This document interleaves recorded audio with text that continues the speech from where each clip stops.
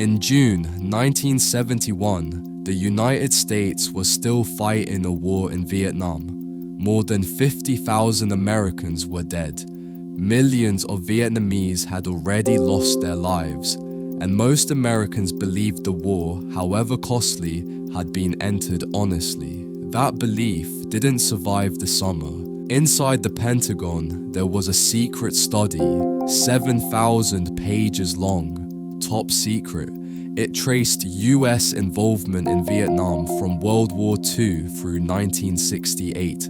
Almost no one outside the government knew it existed.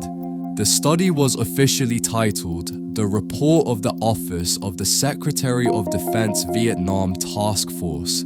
It had been commissioned in 1967 by Defense Secretary Robert McNamara. Its purpose wasn't to win the war. It was to understand how the United States had gotten there. What the study examined wasn't combat. It examined decisions, presidential decisions, from Truman to Eisenhower to Kennedy to Johnson, and what it revealed was deeply uncomfortable. Inside the government, officials often believed the war was going badly. At times, they doubted it could be won at all. Privately, they warned of failure. Publicly, they spoke of progress. The Pentagon Papers showed that US involvement didn't suddenly begin in 1964.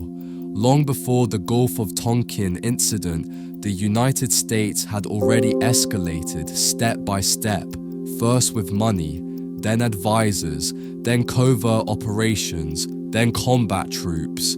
Each step framed as limited. Each step rarely explained honestly to the public. One of the most damaging sections involved the Gulf of Tonkin. In August 1964, President Lyndon Johnson told Americans that US ships had been attacked. Congress was told the facts were clear. They weren't. Inside the Pentagon, doubts existed almost immediately. Conflicting reports, uncertainty, ambiguity. Those doubts never reached the public.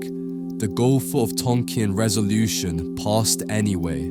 The war expanded dramatically. For years, this history stayed classified until one man decided Americans needed to see it. His name was Daniel Ellsberg. Ellsberg was a former Marine. He was also a Defense Department analyst who had worked directly on the study. At first, he supported the war, but reading the completed report changed his view. Ellsberg concluded that the public had been misled, not once, but repeatedly, so he made a choice that would define his life. In secret, Ellsberg photocopied the study, thousands of pages, night after night. He first brought them to members of Congress, but nothing happened. Then he turned to journalists. In June 1971, the New York Times began publishing excerpts. The response was immediate. The Nixon administration tried to stop publication. They argued the leaks threatened national security, so courts issued temporary restraining orders. A constitutional crisis followed. The case reached the Supreme Court. In New York Times Company versus United States, the justices ruled quickly. The government, they said, had not met the heavy burden required to censor the press. Publication could continue. Subscribe for more history like this. It was a landmark decision. For the first time, the Supreme Court strongly reinforced press freedom in matters of national security. The newspapers kept publishing, so did others.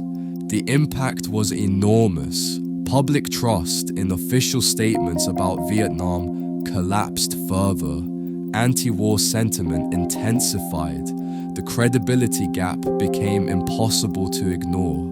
Years later, the full Pentagon Papers were released through the National Archives. Historians could finally examine the complete record. The story didn't reveal a single lie. It revealed a pattern. Today, the Pentagon Papers remain a warning, about secrecy, about power, about what happens when governments speak privately one way and publicly another, and about why transparency matters. But the story didn't end there.